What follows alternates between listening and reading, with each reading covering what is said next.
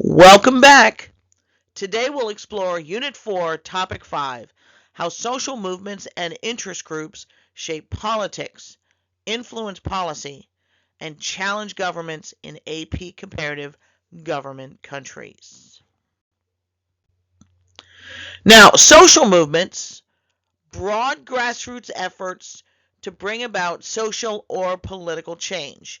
They're often decentralized, very long-term in nature. Examples: environmental movements, women's rights movements. Interest groups are organized groups with specific goals. They often have formal membership and leadership. Examples would be trade unions or business associations. The key difference: social movements aim to shift culture and policy broadly, while interest groups focus only on specific policy goals. Functions in political systems: representation, for one. Give voice to the underrepresented groups. Policy influences: shape legislation and regulation. Political participation: engage citizens outside of the formal electoral politics. And accountability: put pressure on governments to honor promises. Example: Amnesty International pressuring for human rights reforms. Social movement tactics and strategies: using protests, demonstrations, petitions, social media campaigns, disruptive tactics to gain public attention.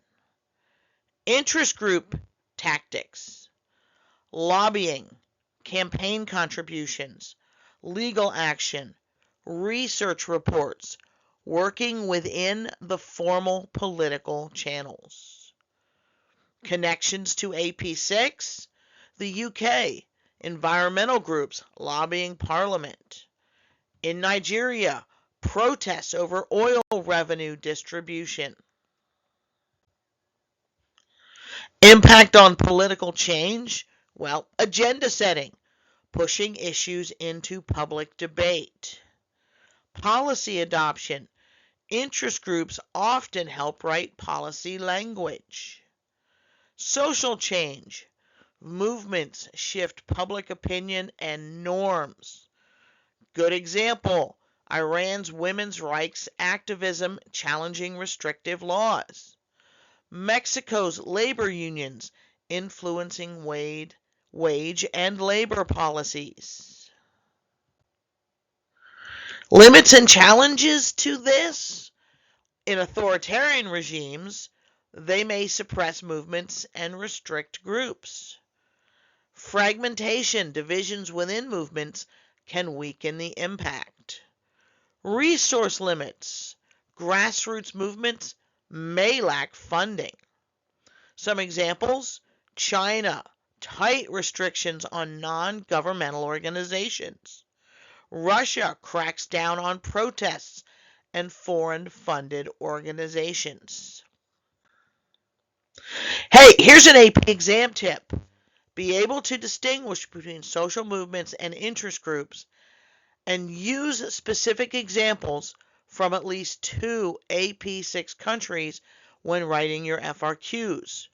Remember, impact can be direct, policy change, or indirect, shaping norms. Practice comparing movements in democracies versus authoritarian systems. In conclusion, both movements and groups amplify citizen voices. Their impact depends on political context, organization, and resources. Let's reflect. Think of a recent movement or interest group in your country.